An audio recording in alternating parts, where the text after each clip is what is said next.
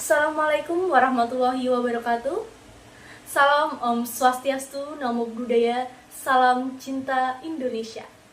Pada video kali ini, saya akan membahas mengenai desain pembelajaran mengapresiasi teks puisi dengan menggunakan model Project Based Learning.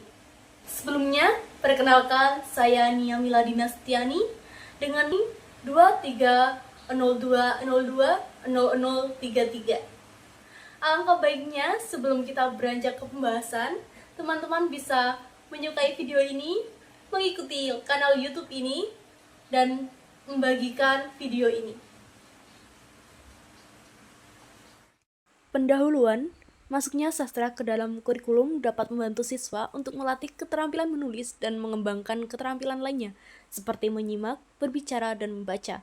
Sastra tidak hanya bermanfaat untuk keterampilan berbahasa saja, tetapi juga untuk memperoleh pengetahuan yang luas dan mengembangkan kreativitas. Pembelajaran sastra yang diajarkan kepada siswa seringkali dianggap sebagai hiburan saja. Siswa belum berpikir untuk memahami dan menghayati nilai-nilai yang terkandung dalam sebuah karya sastra. Pembelajaran sastra yang diajarkan kepada siswa seringkali dianggap sebagai hiburan saja. Siswa seringkali menghadapi berbagai kesulitan, seperti merasa terbebani dengan tugas-tugas yang berkaitan dengan sastra, mengeluh akan proses pembelajaran yang dirasa membosankan, serta mengalami kesulitan untuk memahami dan menganalisis sebuah karya sastra. Hal ini mungkin saja disebabkan oleh kurangnya pengetahuan siswa atau pemilihan model pembelajaran yang kurang efektif. Pengembangan desain ini bertujuan untuk meningkatkan keterampilan menulis siswa dalam mengapresiasi teks puisi. Salah satu model pembelajaran yang relevan dengan pembelajaran mengapresiasi ini adalah Project Based Learning. Pembelajaran berbasis proyek adalah pembelajaran yang secara langsung melibatkan siswa melalui kegiatan mengerjakan atau menyelesaikan sebuah proyek pembelajaran tertentu.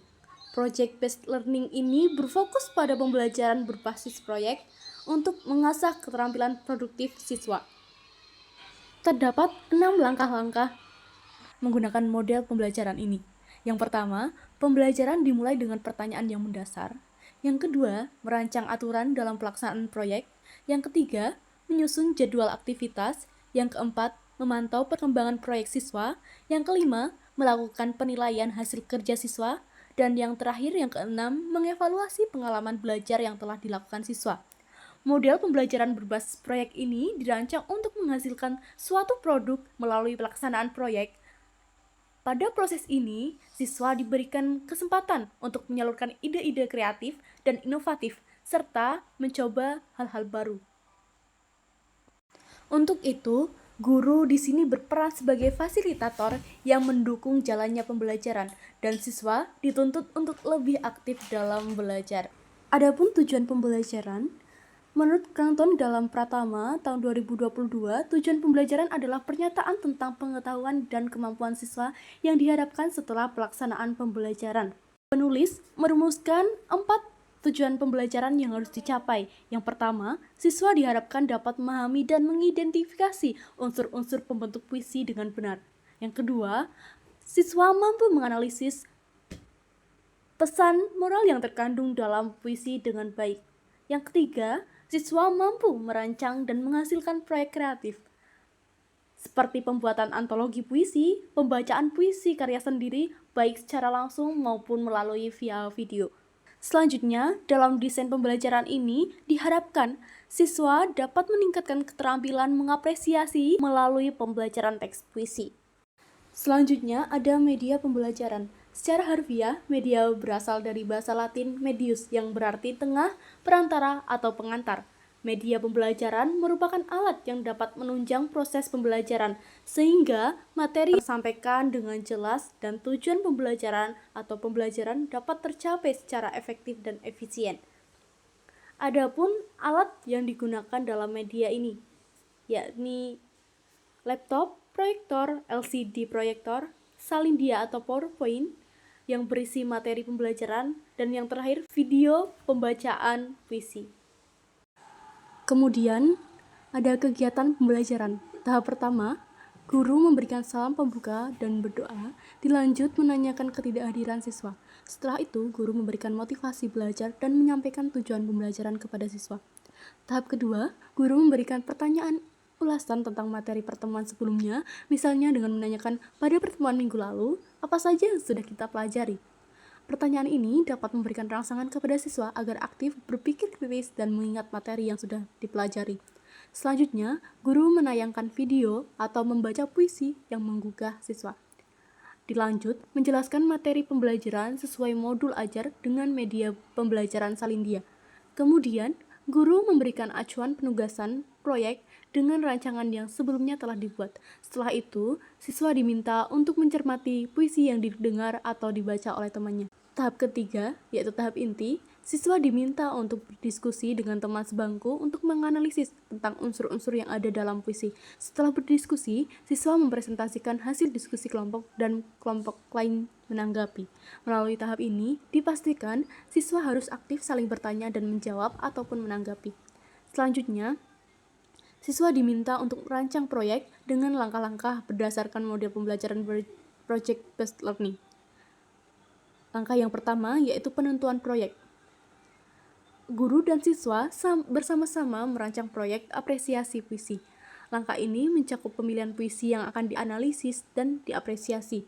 Kemudian, siswa menentukan bentuk proyek, misalnya apakah ingin membuat pembacaan puisi ekspresif, atau video interpretasi puisi, atau pembuatan poster visual puisi yang akan diselesaikan secara kelompok maupun individu. Yang kedua, perancangan langkah penyelesaian proyek. Siswa menyusun langkah-langkah untuk menyelesaikan proyek dari awal hingga akhir, termasuk pengelolaan aktivitas.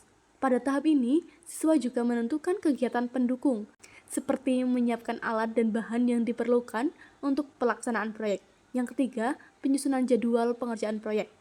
Dan yang keempat, pelaksanaan proyek. Dan yang kelima, presentasi hasil proyek yang akan dilakukan oleh siswa. Dan yang terakhir yaitu yang keenam ada evaluasi proses dan hasil proyek. Kemudian, tahap terakhir yaitu penutup. Guru merefleksi pembelajaran yang sudah dilakukan dan mengevaluasi seluruh rangkaian kegiatan pembelajaran.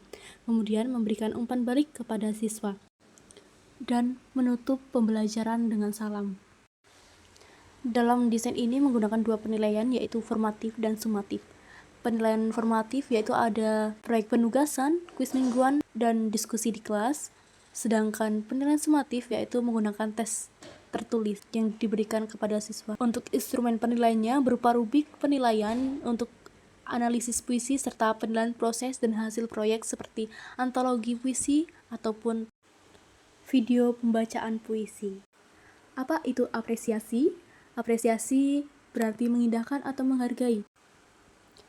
Dalam pembelajaran mengapresiasi sastra, dapat dilakukan apresiasi secara langsung, yakni dengan memahami, menikmati, dan mengevaluasi teks sastra.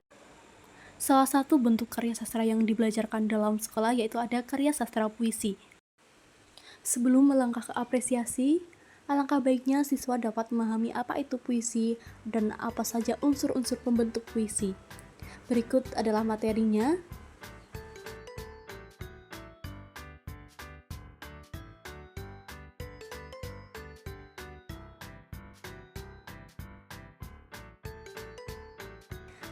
Kemudian ada simpulan dan saran dari penulis. Nah, cukup sekian yang dapat saya sampaikan. Terima kasih. Kurang lebihnya mohon maaf. Wassalamualaikum warahmatullahi wabarakatuh dan sampai jumpa.